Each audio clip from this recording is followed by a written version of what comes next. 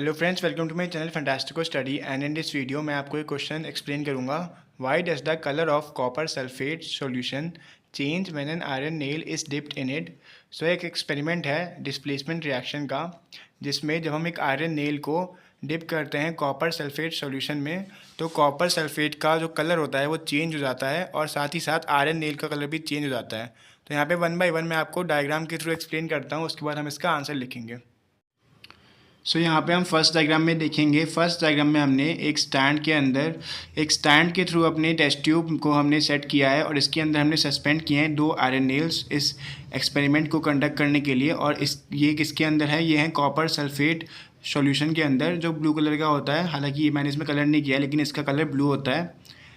अब इसके बाद ये हमारा एक्सपेरिमेंट, इसको हमें कुछ टाइम तक इसमें रखना पड़ेगा आयरन नेल्स को कॉपर सल्फेट सॉल्यूशन में, और उसके बाद आप इसकी ऑब्जर्वेशन देख सकते हैं नेक्स्ट डायग्राम्स में।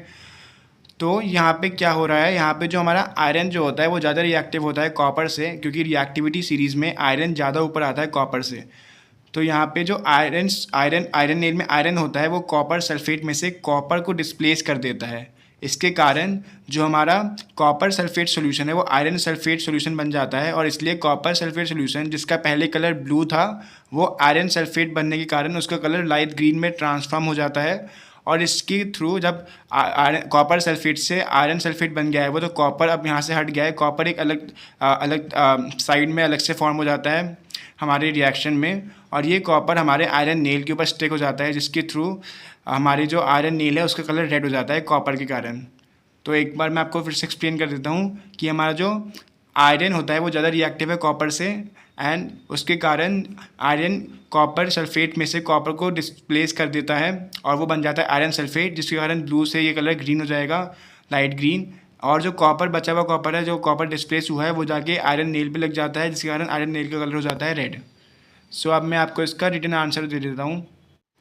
इसका आंसर आपको पॉइंट्स में लिखना पड़ेगा। इसके 4 पॉइंट्स हैं आंसर के। तो फर्स्ट पॉइंट है, iron is more reactive metal than copper since it lies above copper in the reactivity series. यानी जो आयरन है वो ऑब्वियसली ज़्यादा रिएक्टिव है कॉपर से, क्योंकि वो रिएक्टिविटी सीरीज में ऊपर आता है कॉपर से, तो इसलिए वो कॉपर को डिस्प्लेस कर देगा कॉपर सल्फेट में से।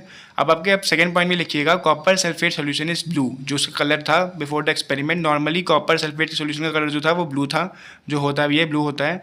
And when a piece of iron nail is placed in copper sulphate solution, iron sulphate and copper is formed.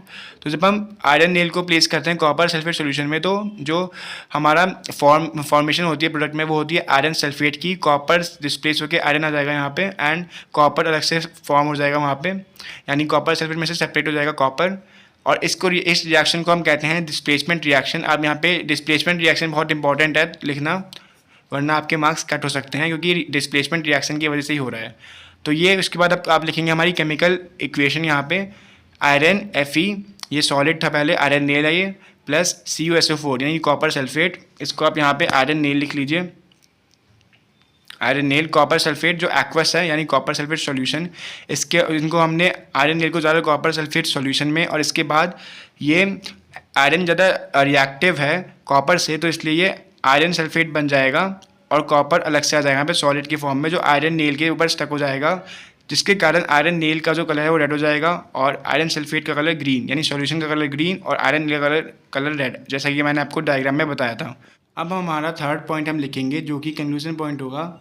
Hence the colour of copper sulphate solution changes from blue to light green. यानी जो copper sulphate solution है वो बन जाएगा blue से, पहले blue colour का था अब लाइट ग्रीन हो जाएगा, क्योंकि अब वो कॉपर सल्फेट नहीं रहा, वो आयरन सल्फेट बन चुका है। As copper in copper sulphate solution is displaced by iron nail, और यहाँ पे लिख देंगे टू फॉर्म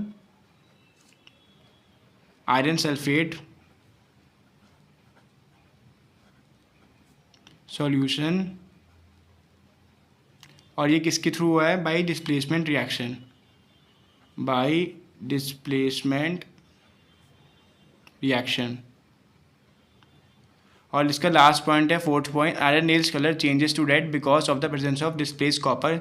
जैसा कि मैंने आपको बताया था, इसकी जो केमिकल इक्वेशन है इसमें कॉपर भी फॉर्म होता है। इस कॉपर के कारण जो हमारा आयरन नेल है उसका कलर रेड हो जाएगा। सो ये ही हमारी वीडियो थी।